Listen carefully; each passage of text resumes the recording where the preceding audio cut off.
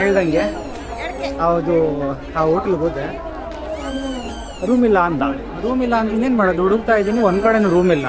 ಆ ಹೋಟ್ಲ್ ಎದುರುಗಡೆ ಹೋಗಿ ಅವನ್ನೆಲ್ಲ ಕೇಳಿದೆ, ವಿಚಾರಿಸ್ದೆ, ರೂಮ್ ಇಲ್ಲ ಅಂತ. ಪರವಾಗಿಲ್ಲ, ಏನು ಮಾಡೋದು, ಅವನಲ್ಲೇ ಹೋದ ರಿಸೆಪ್ಷನಿಸ್ಟ್ ಆ ಕಡೆ.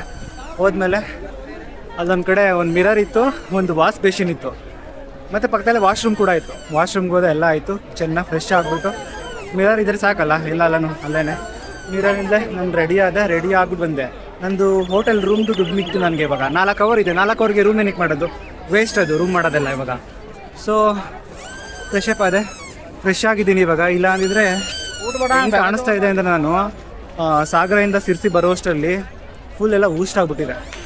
ಸೊ ಫ್ರೆಶ್ ಆದೆ, ಇವಾಗ ಹೋಗ್ಬೇಕು. ಇನ್ನೂ ಟೈಮ್ ಐತೆ ಇವಾಗ, ಅದಕ್ಕೆ ಎಲ್ಲ ಕಡೆಯೂ ಸುತ್ತಾಡ್ತಾ ಇದ್ದೀನಿ ಇವಾಗ ಇನ್ನೂ ಟೈಮ್ ಇದೆ.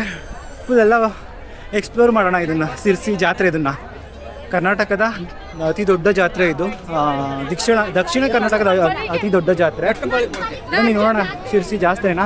ಅದಕ್ಕಿಂತ ಮುಂಚೆ ನಾನು ಈ ಬ್ಯಾಗ್ನ ಎಲ್ಲರೂ ಒಂದು ಕಡೆ ಇಡಬೇಕು. ನನಗೆ ಈ ಬ್ಯಾಗ್ ತುಂಬ ನನಗೆ ಕಷ್ಟ ಕೊಡ್ತಾ ಇದೆ ಇವಾಗ. ಈ ಬ್ಯಾಗ್ ಎಲ್ಲರೂ ಒಂದು ಕಡೆ ಇಟ್ಬಿಟ್ರೆ ಆರಾಮಾಗಿ ಬ್ಲಾಗ್ ಮಾಡ್ಕೊಂಡು ಹೋಗ್ಬೋದು.